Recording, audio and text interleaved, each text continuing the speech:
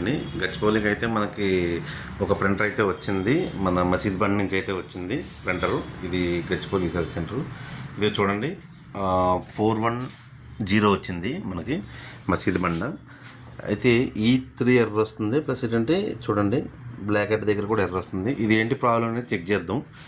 Check చేసే ముందు ఒకసారి కస్టమర్కి అయితే మనం ఎస్టిమేషన్ చెప్పి చేద్దాం. అలాగే మనకి ప్రింటర్స్ సేల్స్ అండ్ సర్వీస్ కూడా ఉన్నాయి. చూడండి ఇక్కడ లేజర్ ప్రింటర్స్, ఇంక్ ట్యాంక్ ప్రింటర్స్ ఉన్నాయి. అలాగే మనకు బయట కూడా ఉన్నాయి ఇక్కడ. ఓకే, ఇది ఇలాగే గచ్చిబౌలిలో ఉంది, మియాపూర్ సర్వీస్ సెంటర్లో కూడా ఉన్నాయి. ఏమైనా మీకు కొత్త న్యూ ప్రింటర్స్ ఏమైనా కావాలంటే మీరు నెట్లో సెర్చ్ చేసుకున్నా ఇది వస్తుంది. ఫొటోస్ కూడా ఉన్నాయి, చెక్ చేసుకోండి. కొన్ని కాంపోనెంట్స్ అయితే పోతే మనం మార్చాము. ఓకే, అలాగే మనకి ఏంటంటే 2022 హెడ్స్ ఉన్నాయి దీంట్లో. చూడండి ఇవైతే కొద్దిగా ఖరాబ్ అయ్యాయి. దానికోసమే మనం HP ఒరిజినల్ తీసుకుని వచ్చాము. చూడండి ప్రింట్ హెడ్స్ అంటే ఇప్పుడు ఒరిజినల్ ఇలాగ ఉంటాయి, చెక్ చేసుకోండి. ఓకే, ఇవైతే ఇప్పుడు మనం ఫిక్స్ చేస్తాము. ఇప్పుడు చెక్ చేసి చెప్తానండి ఇప్పుడు.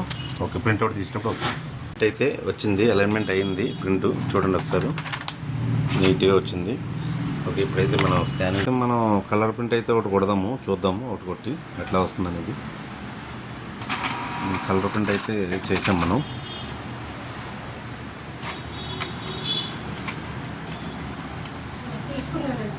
ఓకే,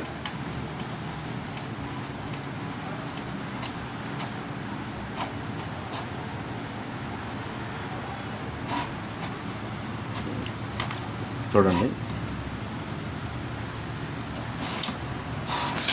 ఓకే, పర్ఫెక్ట్ వస్తుంది చూడండి. Okay okay, right.